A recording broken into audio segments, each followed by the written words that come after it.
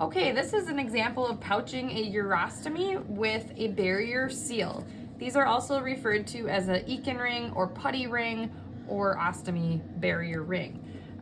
Patients have different brands of these, but the premise is the same, is that they are a liquid barrier seal that swells slowly over time when in contact with urine or liquid.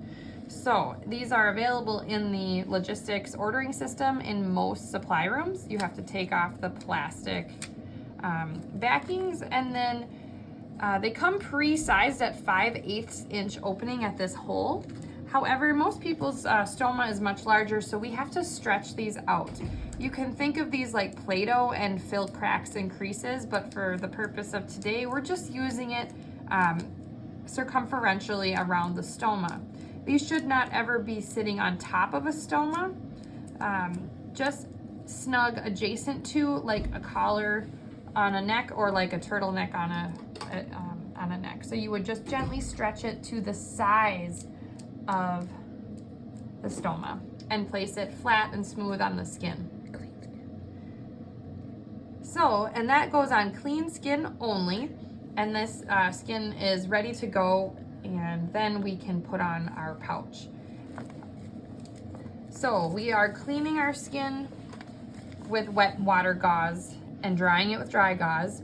Now the thing about urostomies is that they constantly are producing urine. So what I'm gonna do is take a little bit of dry gauze and use it as a wick or a pad to kind of just place it on that stoma while you're working and setting up to collect any urine and allow that to soak in so it doesn't squirt or get on your surface where you're about to put a new pouch.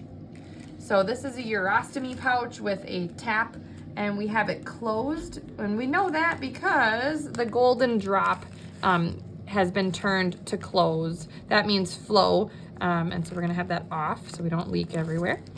And our urostomy bags have 2 layers of plastic. It's difficult to see that, but there are 2 layers, and so when you open this up, there's a anti-reflux valve mechanism in here. So there's a second layer of plastic around where the stoma sits. And so the idea is that that keeps fluid off of the stoma and helps maintain the integrity of the adhesive barrier for longer. All right, so we're gonna take our measuring guide, and we just want a little hair of belly skin showing. You can measure this prior to putting on your barrier seal, but we know we have about 1 1/8 inch opening here. So we will go ahead and mark on our urostomy pouch that size. It's just helpful to see where you're cutting.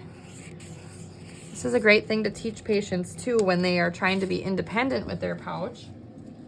So being mindful of that double plastic layer so we don't cut through it. We're gonna go in through the pilot hole with a round curved iris scissors and cut out gently that barrier hole. This is always easier said than done because it's a very gummy material. So if you get a jagged edge from cutting, I want you to go in with a nice gloved finger and smooth out any of those sawtooth jagged edges so that they're not abrasive to the mucosal tissue of your stoma. Okay, so if this is full of urine, we go ahead and take that right off, and we have clean, dry skin. I'm going to double check that this fits before I take the backing off. And it looks like I can accommodate my entire stoma. And so now I feel comfortable taking off my paper backing. And then these outer tape borders can get kind of sticky, so I just wait to take those off until I'm totally done putting on the pouch. So I'm just gonna dog ear those until later. And you put it directly on top of that barrier seal and skin, and a nice flat warm hand over that pouch.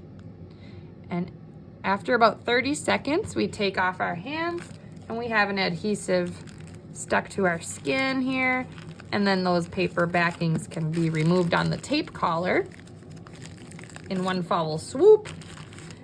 And there you have a urostomy pouch with a barrier seal.